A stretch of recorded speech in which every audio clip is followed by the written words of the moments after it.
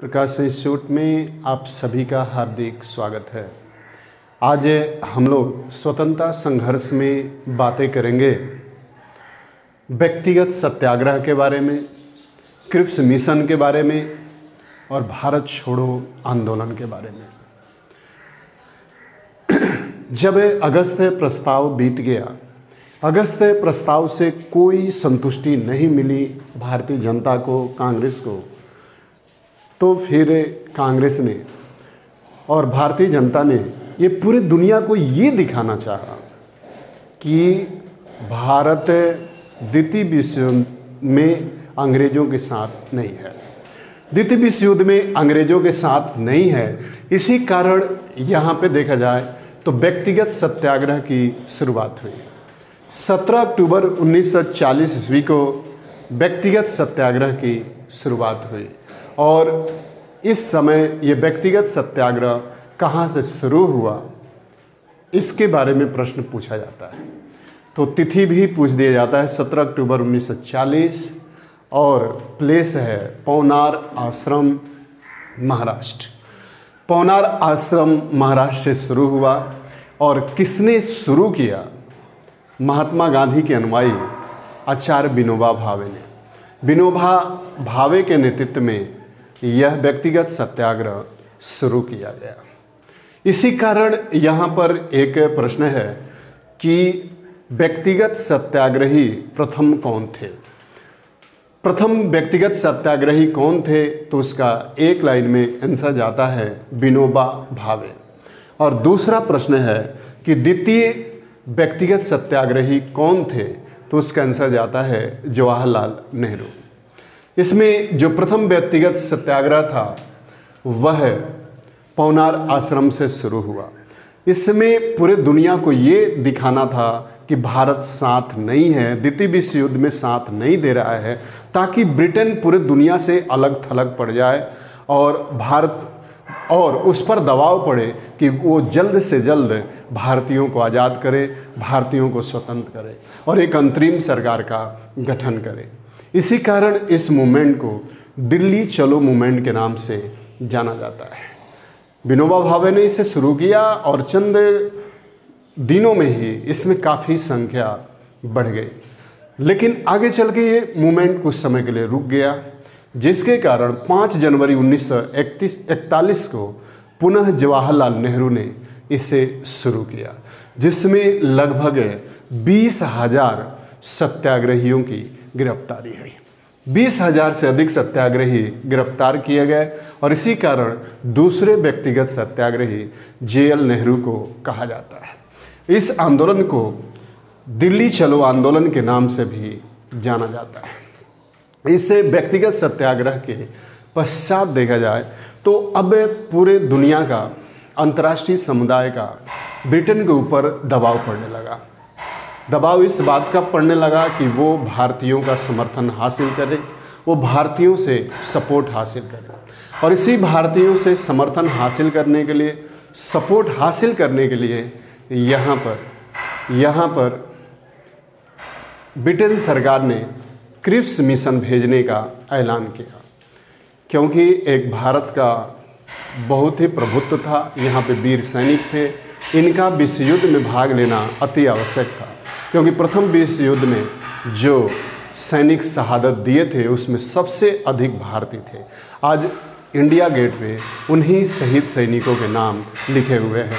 कभी कभी प्री में ये भी सवाल पूछा जाता है कि इंडिया गेट पे किन शहीद सैनिकों के नाम लिखे हुए हैं, तो उसका एक लाइन में आंसर जाता है और वो जाता है इंडिया गेट पे लिखे हुए हैं जो प्रथम विश्व युद्ध में सैनिक शहीद हुए थे।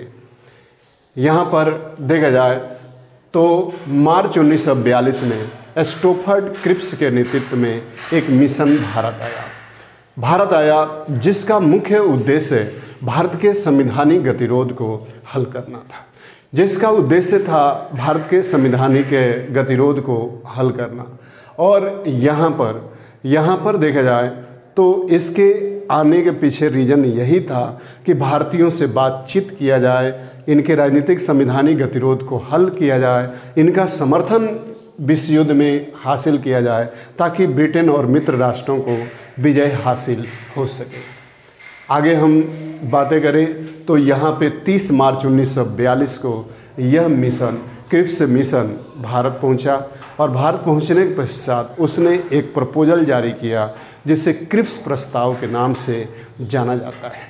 इस क्रिप्स प्रस्ताव में क्या क्या बातें थीं उस पर हम बातें कर लें तो क्रिप्स प्रस्ताव में पहला पॉइंट यही था कि युद्ध के बाद एक ऐसे भारतीय संघ का निर्माण का प्रयत्न किया जाएगा जिसे पूर्ण उपनिवेश का दर्जा प्राप्त हो, जिसे पूर्ण उपनिवेश मिला हो, पूर्ण उपनिवेश का दर्जा प्राप्त हो और उसे राष्ट्रकुल से अलग होने का भी अधिकार हो। लेकिन ये बातें अभी हासिल होने वाली नहीं थी, ये बातें हासिल होने वाली थी जब जब विश्व युद्ध में मित्र राष्ट्रों की विजय हो जाए उसके बाद ही होने वाला था, ब्रिटेन को विजय मिल जाए उसके बाद ही होने वाला था। इसी कारण यहाँ पे इसने ये कहा कि भारतीय संघ का निर्माण होगा, पूर्ण उपनिवेश का दर्जा मिलेगा, उसे राष्ट्रकुल से अलग होने का भी अधिकार होगा। यहाँ पे एक शब्द आया है राष्ट्रकुल। राष्ट्रकुल उन देशों के समूह को कहा जाता है जो कभी न कभी ब्रिटेन के गुलाम रहे हों। 53 देश इसमें शामिल हैं और 53 देशों कभी न कभी ब्रिटेन के स्वामित्व में थे, उनके उपनिवेश थे। इसलिए जैसे जैसे ब्रिटेन उन्हें आज़ाद करता गया वो अपने ग्रुप में जोड़ता गया। इसी कारण यहाँ पे देखा जाए तो कभी कभी कह दिया जाता है कि भारत को पूर्ण आज़ादी मिली है कि नहीं मिली है, लेकिन भारत को पूर्ण आज़ादी इसलिए मिली है क्योंकि भारत अपने स्वेच्छा से राष्ट्रकुल में है, जब चाहे तब इस राष्ट्रकुल से अलग होने का इसे अधिकार है, अलग होने का ये अधिकार रखता है। आगे हम बात कर लें तो दूसरा इसमें पॉइंट था कि युद्ध के बाद एक संविधान निर्मात्री सभा का गठन किया जाएगा जिसे संविधान सभा कहा जाएगा और उसमें ब्रिटिश उपनिवेश के जो प्रांत थे उससे चुने हुए प्रतिनिधि भाग लेंगे और वो संविधान सभा अपने संविधान का निर्माण कर सकेगा। आगे इसमें अगला बिंदु था और ये बिंदु था कि इसमें जो भी सरकार गठित की जाएगी उस सरकार का जो वीटो पावर होगा वह गवर्नर जनरल के पास होगा। यानी कि इसमें जितने भी बिंदु रखे गए थे वो सब बिंदु युद्ध के बाद रखे गए थे। इसी कारण महात्मा गांधी ने इस प्रस्ताव की आलोचना किया और आलोचना करते हुए ये कहा कि ये पोस्ट डेटेड चेक है, ये उत्तर दिनांकित चेक है जिसका भुगतान बाद में किया जाएगा। जबकि जवाहरलाल नेहरू ने इसमें जोड़ते हुए कहा कि ये चेक दिवालिया बैंक के द्वारा जारी किया गया है, यानी कि ऐसा बैंक जो भुगतान करने योग्य ही नहीं है उसी के द्वारा यह जारी किया गया है। यहाँ पे देखा जाए तो क्रिप्स मिशन से कुछ भी भारतीय जनता को संतुष्टि नहीं मिली, भारतीय नेताओं को संतुष्टि नहीं मिली। इसी कारण यहाँ पे सभी दलों ने इसको निराकार कर दिया, इसको बिल्कुल इनकार कर दिया, जिसके कारण अब स्टुअर्ट क्रिप्स ने एक स्टेटमेंट दिया जो पीसीएस के प्री में कई बार आ चुका है और उसने ये कहा भारत में बहुत उथल पुथल मचा हुआ था, राजनीतिक उथल पुथल मचा हुआ था। इसी कारण उसने कहा कि अगर यहाँ पे संवैधानिक गतिरोध हल नहीं हुआ तो बहुत बड़ी क्रांति हो जाएगी। इसीलिए उसने अपने जो संगठन के लोग थे उनसे ये कहा कि अब हमें भारत से चले जाना चाहिए क्योंकि भारत में क्रांति होने वाली है, भारत में क्रांति होने जा रही है। इसी कारण यहाँ पे स्टुअर्ट क्रिप्स का ये स्टेटमेंट कई बार पीसीएस में पूछा जा चुका है कि इस शब्दावली को किसने दिया था। अब यहाँ पे देखा जाए तो क्रिप्स मिशन असफल हो गया और ऐसे घड़ी में कांग्रेस ने एक बैठक किया और कांग्रेस ने 14 जुलाई 1942 को वर्धा में बैठक किया और उसी वर्धा में भारत में एक आंदोलन चलाने का विचार किया गया जिसे भारत छोड़ो आंदोलन कहा जाता है, भारत छोड़ो आंदोलन के नाम से जाना जाता है। यहाँ पे देखा जाए तो भारत छोड़ो आंदोलन का प्रस्ताव रखा गया, लेकिन इस प्रस्ताव को इनकार कर दिया गया। कांग्रेस महासमिति ने इसे इनकार कर दिया, जिसके कारण नाराज महात्मा गांधी ने ये कहा कि अगर कांग्रेस हमारे बातों को नहीं मानती है तो मैं देश के बालू से कांग्रेस से बड़ा आंदोलन खड़ा कर दूंगा। देश के बालू से कांग्रेस से बड़ा आंदोलन खड़ा कर दूंगा, जिसके कारण कांग्रेस डर गई और डरने के पश्चात महात्मा गांधी के प्रपोजल को, भारत छोड़ो आंदोलन के प्रपोजल को स्वीकार कर लिया। आखिर यहाँ पर सवाल ये है कि ये भारत छोड़ो आंदोलन क्यों चलाया जाने लगा, क्यों चलाए जाने की आवश्यकता पड़ी? क्योंकि ऐसा लगने लगा कि अंग्रेज हमारे ऊपर कई कारण बन के, कई विपत्ति बन के टूट पड़े हैं। क्योंकि 1942 में द्वितीय विश्व युद्ध के शुरुआत हो जाने के कारण पूरे दुनिया में महंगाई चरम पे पहुंच गई थी।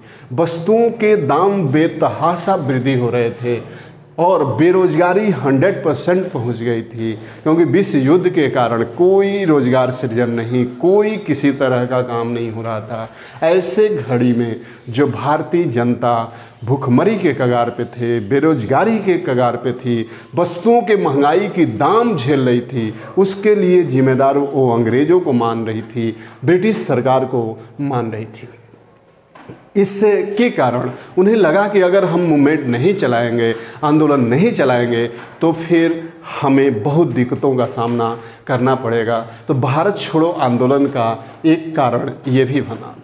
दूसरे कारण पे हम बात कर ले तो द्वितीय विश्व युद्ध में जापान का वर्चस्व बढ़ता जा रहा था, जापान प्रभावशाली होता जा रहा था, जापान एक तरह से पावरफुल होता जा रहा था और तमाम ब्रिटेन के उपनिवेशों पर कब्जा जमाता जा रहा था, जिसके कारण व्यथित होकर महात्मा गांधी ने ये कहा कि अंग्रेज़ों भारत छोड़ो, भारत को भारतीयों के लिए छोड़ो, न कि अंग्रेज़ों के लिए छोड़ो, न कि जापानियों के लिए छोड़ो। इसलिए यहाँ पे देखा जाए तो भारत छोड़ो आंदोलन चलाने की आवश्यकता पड़ गई ताकि जापान से बचाया जा सके।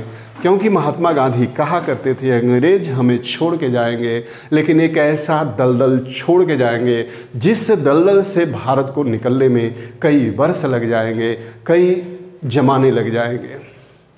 आगे देखें तो क्रिप्स मिशन से बहुत कुछ आशा थी भारतीयों की, लेकिन क्रिप्स मिशन में क्या मिला? असफलता हाथ लगी और ये भी भारत छोड़ो आंदोलन का कारण बना। आगे देखा जाए तो एक और कारण था और वो था जापान का बढ़ती हुई शक्ति। और जापान ने म्यांमार पे आक्रमण किया। म्यांमार में जब आक्रमण किया तो वहाँ पे ब्रिटेन ने एक खाली कराने का रास्ता ढूंढा। वहाँ पे दो सड़कें बनवाई, एक काली सड़क, एक गोरी सड़क। सफ़ेद सड़क से अंग्रेज़ों को भागने के लिए कहा, काली सड़क से भारतीयों को भागने के लिए कहा म्यांमार से।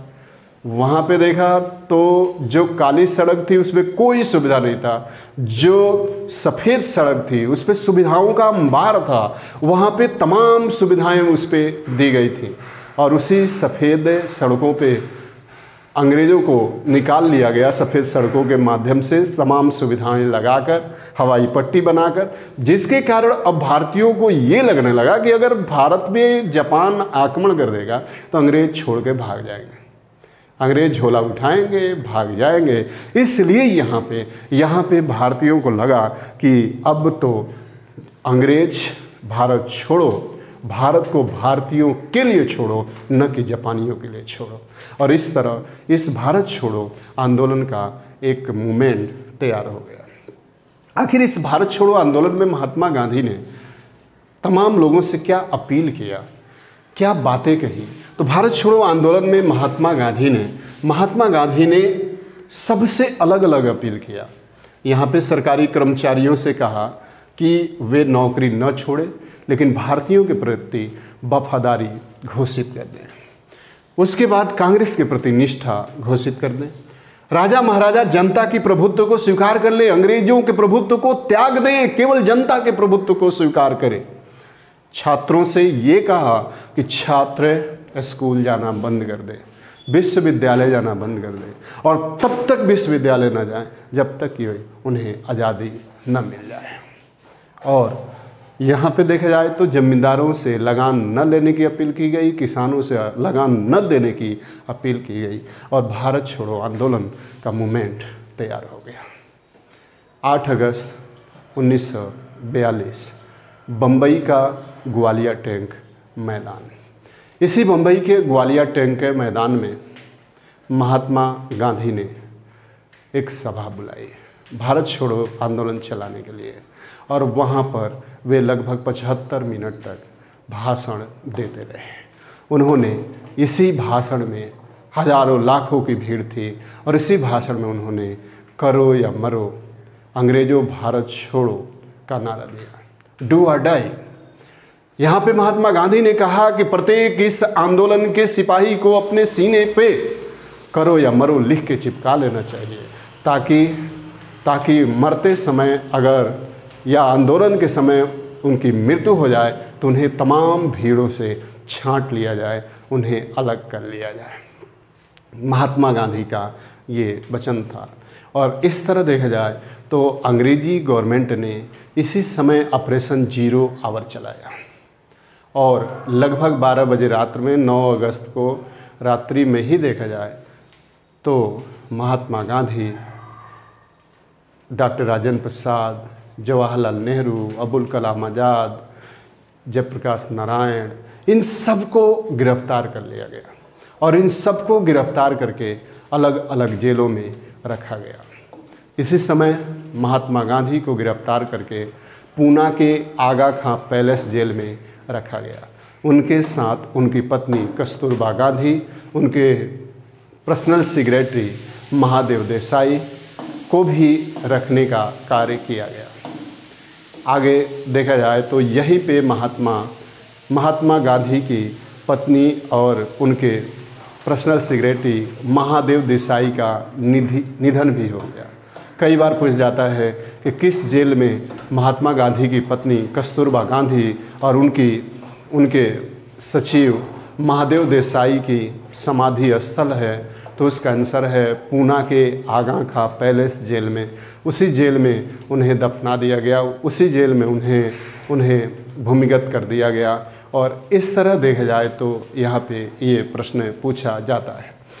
वहीं पर देखा जाए तो डॉक्टर राजेंद्र प्रसाद को बांकीपुर जेल पटना में रखा गया, जवाहरलाल नेहरू को अल्मोड़ा जेल में रखा गया, जयप्रकाश नारायण को हजारीबाग सेंट्रल जेल में रखा गया। लेकिन जयप्रकाश नारायण अभी युवा थे और वे जेल के दीवारों को फांद कर तोड़कर भाग निकले। यहाँ पे कई बार पूछा जाता है कि 1942 के भारत छोड़ो आंदोलन के दौरान कौन सा नेता जेल के तोड़कर भाग निकला था, तो इसका आंसर है और वो है जयप्रकाश नारायण। आगे अबुल कलाम आज़ाद को बांकुड़ा जेल पश्चिम बंगाल में रखा गया था। लगभग भारतीय नेताओं को गिरफ्तार कर लिया गया। 90,000 से अधिक भारतीय नेता इस समय गिरफ्तार कर लिए गए। लेकिन एक संगठन ऐसा भी था जो भूमिगत हो गए आंदोलन का नेतृत्व कर रहा था, जिसमें अच्युत पटवर्धन, राम मनोहर लोहिया, उषा मेहता, ये लोग प्रमुख थे। यहाँ पर देखा जाए तो बम्बई रेडियो कांग्रेस से प्रतिदिन संबोधन करने का काम उषा मेहता कर रही थी, जबकि राम मनोहर लोहिया इत्यादि भी रेडियो का संचालन कर रहे थे, क्रांति पे बोल रहे थे।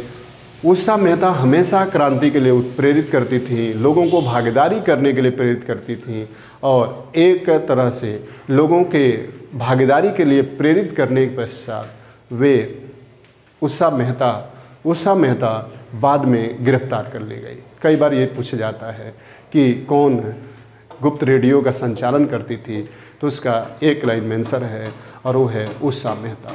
उषा मेहता रेडियो का संचालन करती थी और उन्हें गिरफ्तार कर लिया गया। बाकी भूमिगत होकर आंदोलन का नेतृत्व किया जा रहा था। आगे देखें तो इस भारत छोड़ो आंदोलन के दौरान ही कई जगह पे समानांतर सरकार का गठन किया गया। कहाँ कहाँ पे समानांतर सरकार का गठन किया गया उस पर भी हम बातें करते हैं। समानांतर सरकार सबसे पहले बलिया में चित्तू पांडे ने बनाया। सबसे पहले चित्तू पांडे के द्वारा बलिया में समानांतर सरकार का गठन किया गया और वहाँ के प्रधानमंत्री बने। गाजीपुर बलिया के लगभग 8 थानों पर उनका कब्जा हुआ और वहाँ के जेलों से छोड़ दिया गया। लोगों को, कैदियों को छोड़ने काम किया गया, टैक्स को माफ़ करने काम किया गया, लेकिन ब्रिटिश गवर्नमेंट ने वहाँ पर पुनः अधिकार कर लिया।